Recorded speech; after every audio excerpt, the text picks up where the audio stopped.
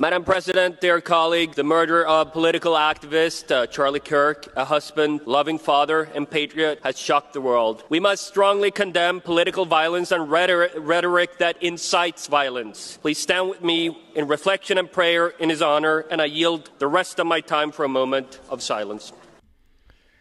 Nice sentiment. Whatever your views may be, something has happened, a tragedy, and this guy in the EU Parliament is reflecting on that and just requesting as part of his time, his speech, that can we use the remainder of it just to have a bit of time of silence, a time of reflection. Should we see how they reacted to this?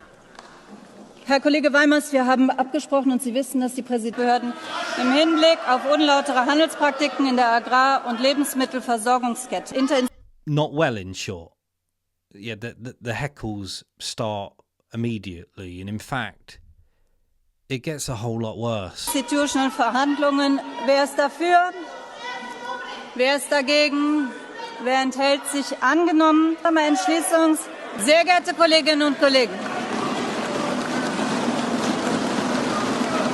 Yeah, that's right. They are banging on their desks. Sie können noch weitermachen.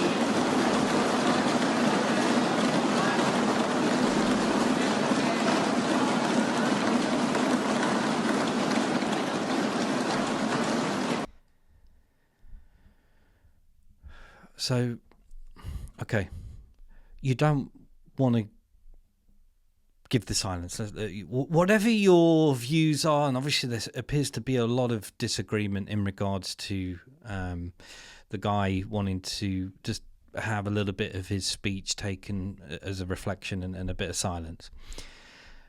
But whatever your views are politically, or whatever you agree with, disagree with, maybe, and no, let's move on to business. Yeah, let's move on. No. It wasn't just that. It was a proactive banging. And I think we should maybe reflect on that sort of ghoulish type behaviour, because it appears that in regards to content and a lot of videos being released these past few days, really bringing a lot to light, certainly in relation to whether good and evil and the subject around good and evil, whether that's real or not. Certainly bringing it more into light, because the reflection on this with this EU Parliament is that you've got all these videos online, but these are people who are meant to be running the show. These people, let's think about this, that mindset. Let's think about it from the individual perspective. Whatever your political views may be, however much you like or dislike somebody, off the back of such a visual tragedy, would you sit there banging the table? Bang, bang, bang, bang, bang. It's ghoulish behavior. It's a ghoulish mindset. It's friggin' disgraceful. And these are the people who are meant to be running the show. They're meant to be running the ship. They are shaping decisions and therefore shaping behaviors and actions based on how your life is being run and influenced. These are people who didn't just say, no, I disagree, let's move on to business. These are people as a group who sat there banging on a table in disagreement. And I think there should be at least some reflection about that, because I use the term human in the loosest possible sense when it comes to this type of behaviour, because I pose that very serious question to you about empathy and about that mindset and about how much you dislike individuals or somebody based on what it is that they say, based on what it is that their views are. To have that level of hatred. So the question is, about empathy. That's the question about this.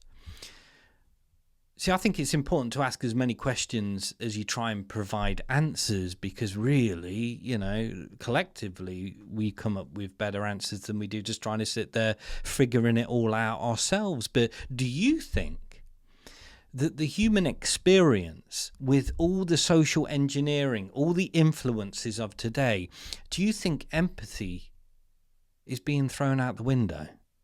Or has it always been like this? Because that's the open question. That's the open question to what I perceive as an absolute freaking disgrace from people who are meant to be shaping policy and therefore people's lives. To act and react like that is sick, in my opinion. It's a lack of empathy as much as anything else. Whether they disagree or don't want to do it, that's up to them.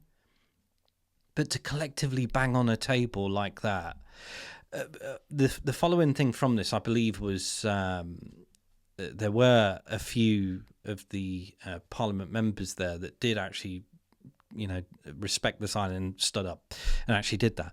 But again, in regards to what you saw there, it must have been a very small percentage, and I think that that's maybe a reflection on society in general at the moment in regards to the dwindling numbers of people who do actually have empathy, who actually, whether you disagree or how much you hate somebody or hate what they say, to then sit there banging on a table like that, to see something like that as nothing short of sick. There's fewer and fewer numbers about that, and then let's go back to business, shall we, in regards to some of the business that they may have wanted to move on to. 1 year on from the release of Mario Draghi's report on the future of European competitiveness, it remains essential to follow up on its recommendations with further concrete action and to accelerate implementation in line with the European Commission's roadmap. Governments should prioritise growth-enhancing structural reforms and strategic investment while ensuring sustainable public finance. It is critical to complete the Savings and Investment Union and the Banking Union to an ambitious timetable and to rapidly establish the legislative framework for the potential introduction of our digital euro. There you go. A rapid introduction of the euro digital currency. This is business, back to business. I wonder, the banging on the table for this, you'd have to assume if there was any banging on the table, it would be nothing but support, right? Certainly, you don't feel like it would be against it. And actually, in regards to mindsets, it may well be those people who stood up and were silent and had that empathy. They might be the same sort of individuals who would question this stuff, right? And again, it's funny how these things sort of correlate, isn't it? Yeah. Doesn't take rocket science, really, does it? But the concerning thing about all this, and going back to that big question about empathy, has it always been like this?